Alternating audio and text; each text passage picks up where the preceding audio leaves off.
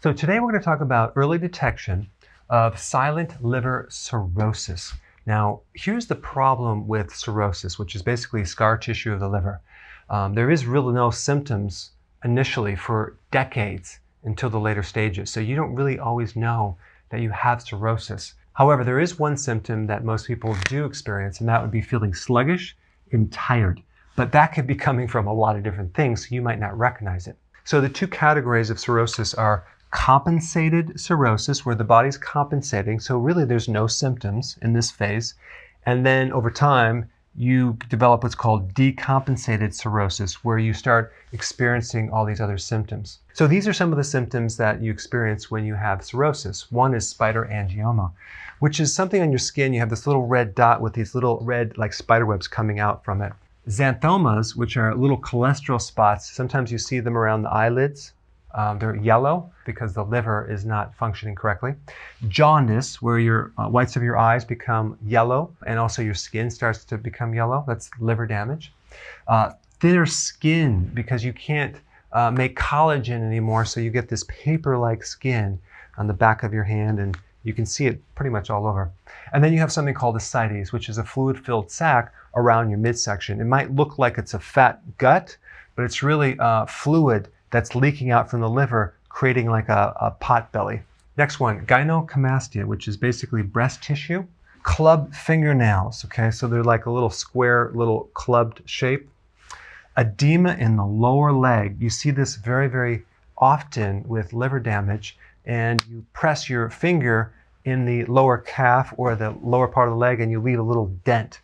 Okay, that's edema, it's swelling. Red palms, confusion, bruising, itchy skin, itchy feet, cognitive issues. So your focus, your memory, your concentration just isn't there. So if you do research on cirrhosis, you see that people get a list for a liver transplant. They're put on maybe some supportive medication for other diseases, but they don't really tell you what to do to prevent it, or they don't give you advice to what to do naturally.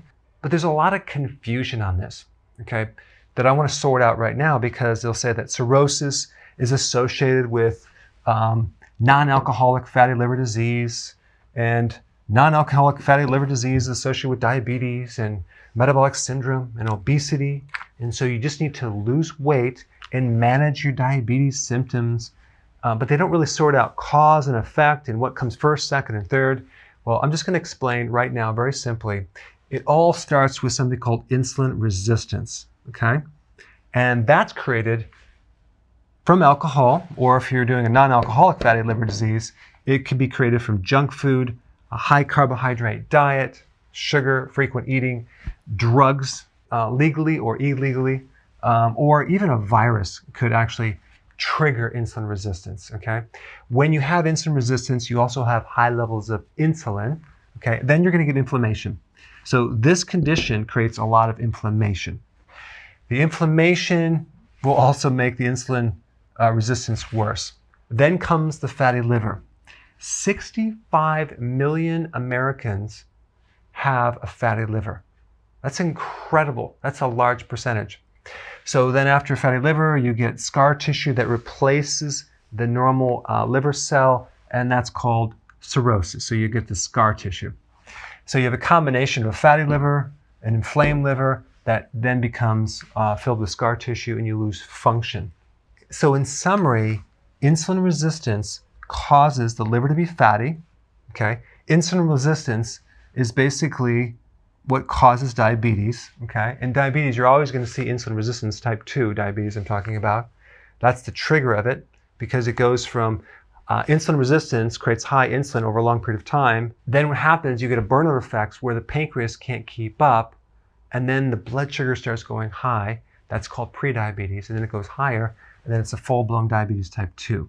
Metabolic syndrome is basically high cholesterol, blood sugar problems, belly fat, all symptoms coming from insulin resistance. They kind of put it in this syndrome like it's like a disease by itself, when in fact it's just a bunch of symptoms that are caused by this right here, okay? Obesity is caused by insulin resistance, high levels of insulin. And then cirrhosis is also caused by insulin resistance. So this is really at the core of this right here. So if you start having some of these symptoms, I'm going to recommend that you start focusing on this right here, improve insulin resistance, and then see if these don't improve as well. I put a link down below for more information on this and what you need to do. Thanks for watching. So I want to know about what you think about this video.